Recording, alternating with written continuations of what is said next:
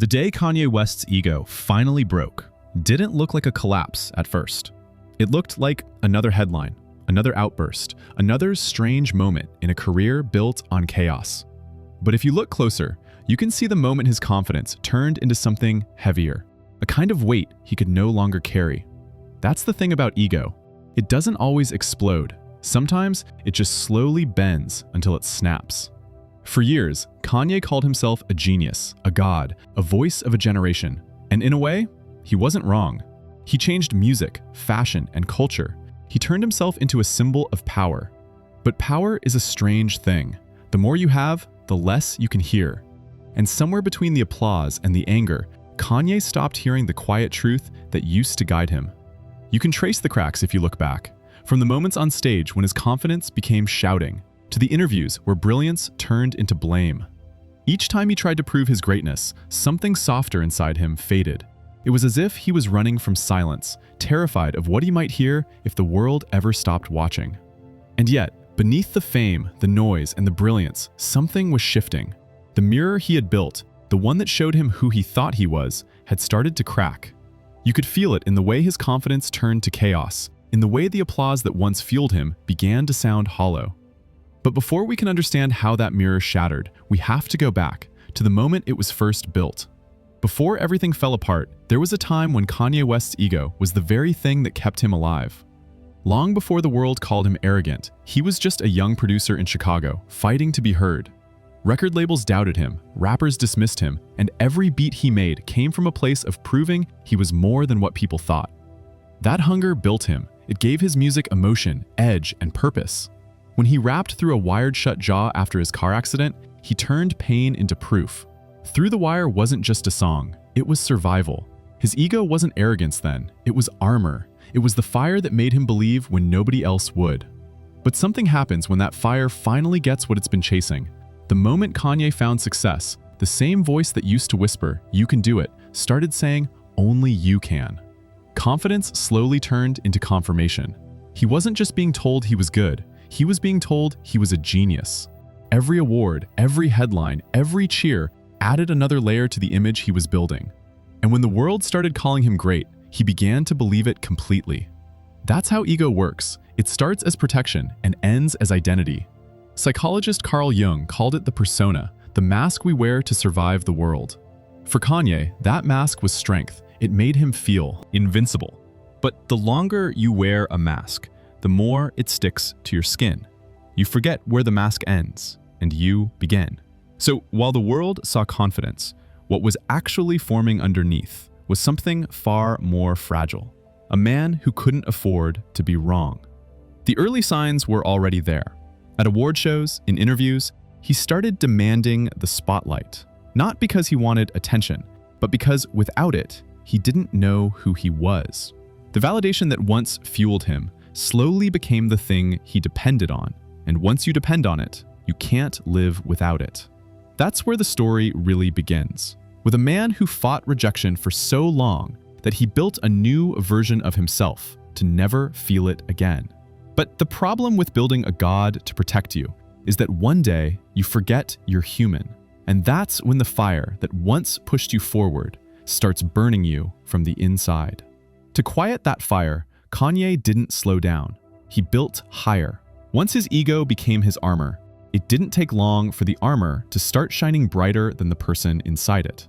Every song he released, every headline he made, pushed the idea that he wasn't just talented, he was chosen. Every new success didn't just raise his confidence, it raised his sense of destiny. What had started as recognition now felt like revelation. When people began calling him a genius, he stopped hearing it as praise and started hearing it as truth. That belief became a kind of faith, and the center of that faith was himself. The turning point came during the years when he released My Beautiful Dark Twisted Fantasy, and later Yeezus. The music was bold, creative, and raw, but so were the words he started saying offstage. He compared himself to Shakespeare, Walt Disney, and even God. He named a whole album Yeezus and began saying, "I am a god." For most people, those were shocking statements, but for Kanye, they made perfect sense. He had spent his whole life fighting to be seen, and now that the world finally saw him, he didn't know how to stop looking at his own reflection. This is where psychologists talk about something called narcissistic reinforcement. When success keeps feeding the belief that you're special until that belief becomes your identity.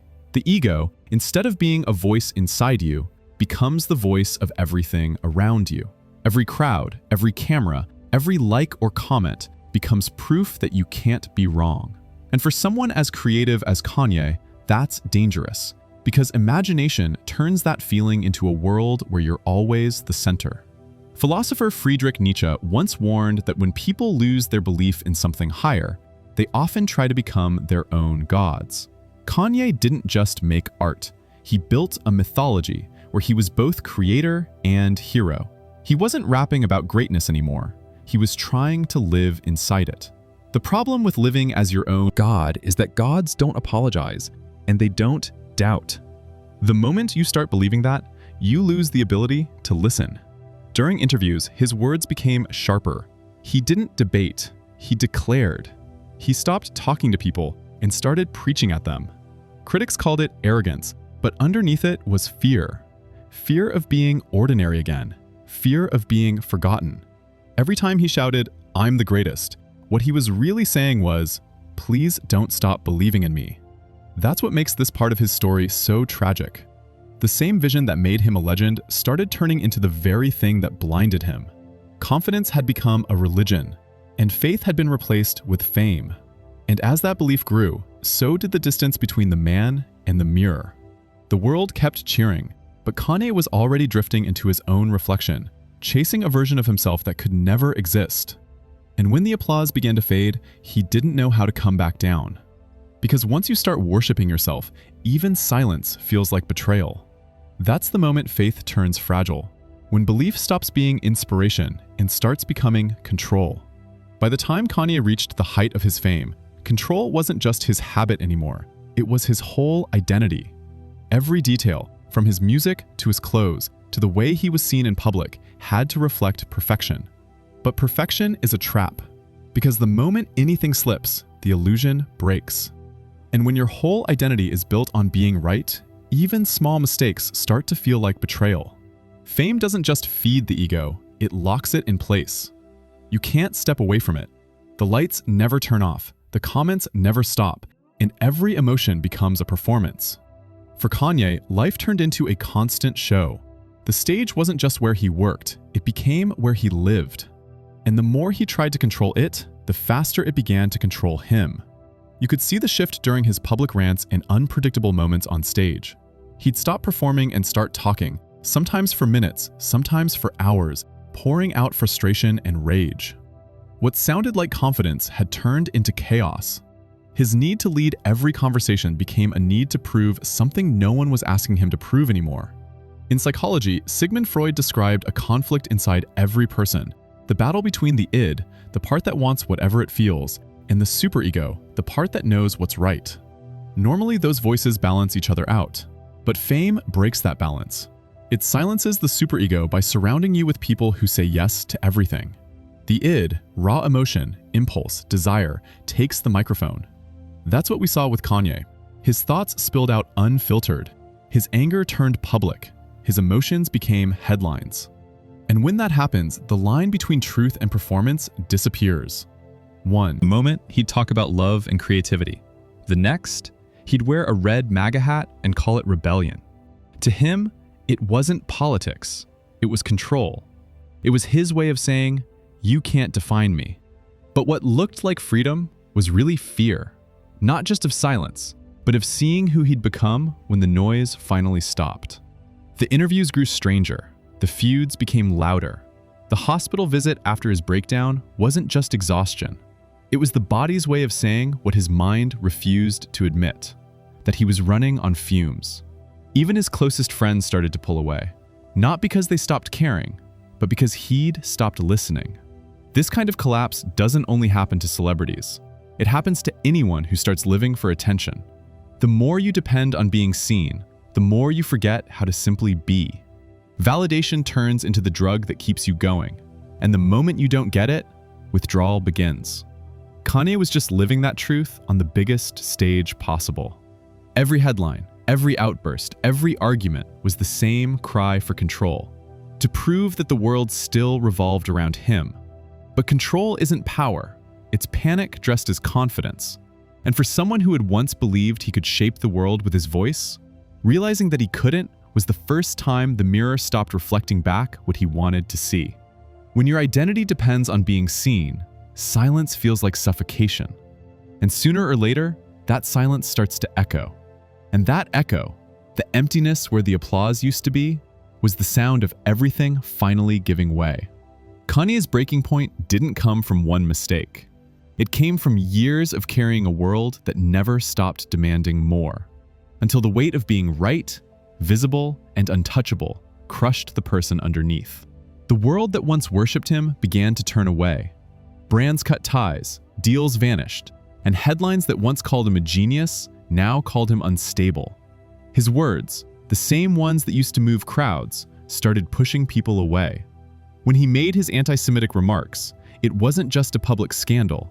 It was the moment his mask finally cracked, and there was nowhere left for the pain to hide. The image he had built for years collapsed under the weight of what was buried behind it. Psychologist Carl Jung once wrote about something called the shadow, the hidden parts of ourselves we don't want to face. It's the anger we deny, the insecurity we bury, the pain we pretend isn't there. For Kanye, that shadow had been growing quietly behind the fame. Every time he told himself he was a god, it got darker. Every time he ignored the people trying to help him, it grew stronger. And when he refused to face it, it finally took over. That's why his collapse looked so chaotic. It wasn't new. It was everything he had suppressed coming out all at once. Don't face what hurts inside. It finds another way out, usually loud, messy, and in front of everyone. That's what happened here. The interviews that made no sense, the social media storms, the public isolation, they were all symptoms of a man fighting a battle he no longer understood. He wasn't performing anymore. He was unraveling. The world saw a fall from grace. But underneath the headlines was something far more human. A man facing his own reflection without the filters of fame. Losing his empire wasn't just about losing money or status. It was about losing the mirror that told him who he was. Without it, he couldn't recognize himself anymore. The silence that followed wasn't peace, it was confusion. Because when your whole identity is built on being worshipped, rejection feels like death. Yet there's something almost tragic about how predictable it all was. Every ego that climbs too high eventually falls, not as punishment, but as correction. The fall isn't meant to destroy. It's meant to reveal what was always fragile underneath. And for Kanye, that fall stripped away the applause, the image, and the illusion, until all that was left was the man behind the mask, tired, angry, and finally face to face with the truth he'd spent years trying to escape. But what looked like the end of one man's story was really just a reflection of ours. Kanye's collapse felt shocking, but it really wasn't unique. It was just visible. What happened to him is what's happening to almost everyone, just on a smaller stage. Because in today's world, fame isn't limited to celebrities anymore. We're all performing. We've all built little versions of Kanye's mirror, and we check them every time we open our phones. Social critic Christopher Lasch called it the culture of narcissism, a society where people live through the image they create, instead of the life they actually have. In that world, attention becomes currency, and being seen feels like being alive. We post, pose, and perform, hoping someone out there will confirm we still matter. What Kanye lived in stadiums and interviews, the rest of us live quietly on screens. Fame only magnifies what social media already made normal, measuring our worth by hearts, comments, and shares, hiding behind the same kind of mask Kanye once wore. But every mask, no matter how perfect, blocks real connection. We perform emotions instead of feeling them, talking more to cameras than to people. We curate every detail of our lives until we forget what unfiltered even looks like. And this isn't just vanity, it's survival. When visibility equals worth, exhaustion becomes the new normal. We smile through burnout, brag through insecurity, post through loneliness. But the likes don't fill the silence, and the attention doesn't heal the emptiness. It only distracts us from how disconnected we've become. Kanye's story isn't a celebrity tragedy. It's a cultural mirror. His addiction to validation is just a louder version of ours. We might not lose billion-dollar deals, but we lose focus, peace, and authenticity every time we trade honesty for approval. We're living in an age where everyone is branding themselves, selling pieces of who they are just to stay visible. And when everything is about being seen, no one remembers how to be real. That's what makes his fall so powerful. It forces us to see our reflection in it. The man who once called himself a god is now proof of how fragile worship can be, especially when the thing we're worshiping is ourselves. Kanye didn't just break under fame, he broke under the same pressure we all feel, to prove our value instead of live it. And when the noise finally stopped, what followed wasn't peace, it was absence. The spotlight didn't dim, it disappeared. And that kind of silence can feel like a punishment when you've lived your whole life being seen. But silence, when you stay with it long enough, can also become something else. A mirror that doesn't flatter or forgive, but tells the truth. Kanye's later moments, the rare, slower interviews, the quiet stretches between controversies, almost feel like fragments of someone trying to understand how it all slipped away. Not in the sense of losing fame, but losing himself somewhere inside it. After years of performing for the world, it takes time to remember the original one. And maybe that's what this silence is offering. The first real chance to listen, and to find meaning in the quiet. Frankl once wrote that people can endure almost anything if they can find meaning inside it. For Kanye, meaning can't come from charts, deals, or followers anymore. Those were the old currencies. The only meaning left to build now is internal. To create without proving, to speak without performing, to feel without filtering. That's not redemption in the public sense. It's redemption of the private kind, the kind no one claps for. Carl Jung believed that growth begins the moment a person stops running from their contradictions and learns to hold both sides of themselves, the genius and the mistake, the light and the dark, without denying either. Maybe that's what this silence is giving him. Not a fall from grace, but a chance to finally integrate what fame had split apart. It's not about rebuilding an empire, it's about restoring the inner balance fame once stole. There's a strange kind of peace that comes after destruction. It's not loud, it's not heroic, it's slow. It comes when you stop trying to fix the image and start tending to the person behind it. Maybe Kanye's next masterpiece won't be an album or a brand. Maybe it'll just be stillness, a man finally learning to live without needing the world to watch. Maybe he didn't lose his mind. Maybe his mind just ran out of space for all the noise. And maybe what broke him is what's quietly breaking all of us. This endless need to perform our worth instead of simply being it. Because when the mirror finally cracks, it doesn't just show what's gone wrong, it shows what's still real underneath. And if he can see that, if any of us can, then maybe the fall wasn't the end after all. Maybe it was the beginning of something honest. Because Kanye's story was never just about fame. It's about what happens when noise replaces truth. A reminder that power, applause, and identity all fade, but what's real never does. Behind every performance is still a person trying to be seen for who they are, not what they project. And maybe that's the lesson. To stop performing long enough to listen, so we can meet what's real again. Share your thoughts below and let me know, what do you think breaks a person first, fame or the hunger for it? And if this story made you think, subscribe and turn on notifications, because what comes next might just hold a mirror up to all of us.